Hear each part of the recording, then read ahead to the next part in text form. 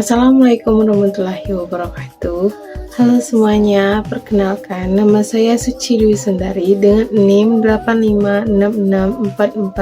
8566444912. Di sini saya akan melakukan praktikum 2 pada modul 7, yaitu tentang lensa cembung dan cermin cekung. Dalam kehidupan sehari-hari, kita banyak menjumpai alat optik. Cermin merupakan benda optik yang tidak tembus cahaya yang berfungsi memantulkan hampir semua cahaya yang datang. Sedangkan lensa adalah piranti optis tembus cahaya yang dibatasi oleh dua permukaan bidang bola atau salah satu bidang batasnya bidang datar. Tujuan praktikum ini yaitu menentukan jarak titik api atau fokus pada lensa cembung dan cermin cekung, serta menentukan kekuatan lensa pada lensa cembung. Alat dan bahan yang digunakan pada praktikum ini yaitu ada penggaris, laser, lensa cembung, centong sayur sebagai cermin cembung, lampu minyak tanah, dan layar. Yang pertama yaitu percobaan lensa cembung. Lensa cembung adalah lensa yang bersifat mengumpulkan cahaya atau konvergen. Pertama, susunlah alat dengan posisi lensa cembung di antara lampu minyak tanah dan layar. Lalu, atur posisi benda dan lensa cembung agar pada layar terbentuk bayangan yang paling tajam. Lalu, ukurlah jarak benda, yaitu jarak lampu minyak tanah ke lensa cembung, dan ukur jarak bayangan, yaitu jarak lensa cembung ke layar.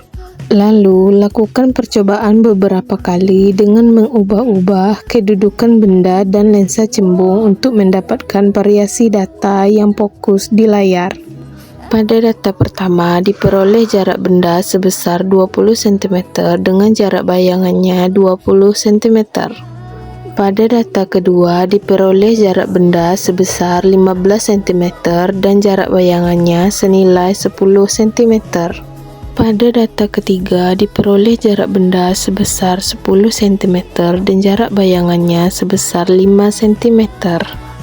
Berdasarkan rumus hubungan jarak fokus, melalui ketiga data tersebut, saya mendapatkan nilai rata-rata jarak titik api atau fokus sebesar 6,44 cm atau 0,0644 meter.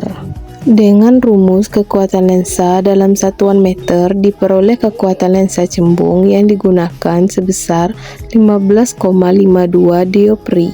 Yang kedua yaitu percobaan cermin cekung.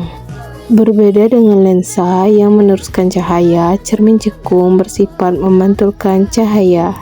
Oleh karena itu, posisi lampu minyak tanah diletakkan di tengah-tengah antara layar dan cermin cekung. Lalu, atur bersamaan kedudukan benda dan layar agar terbentuk bayangan yang paling tajam. Setelah bayangan fokus, ukur jarak benda dari lampu minyak tanah ke cermin, jarak bayangan dari layar ke cermin.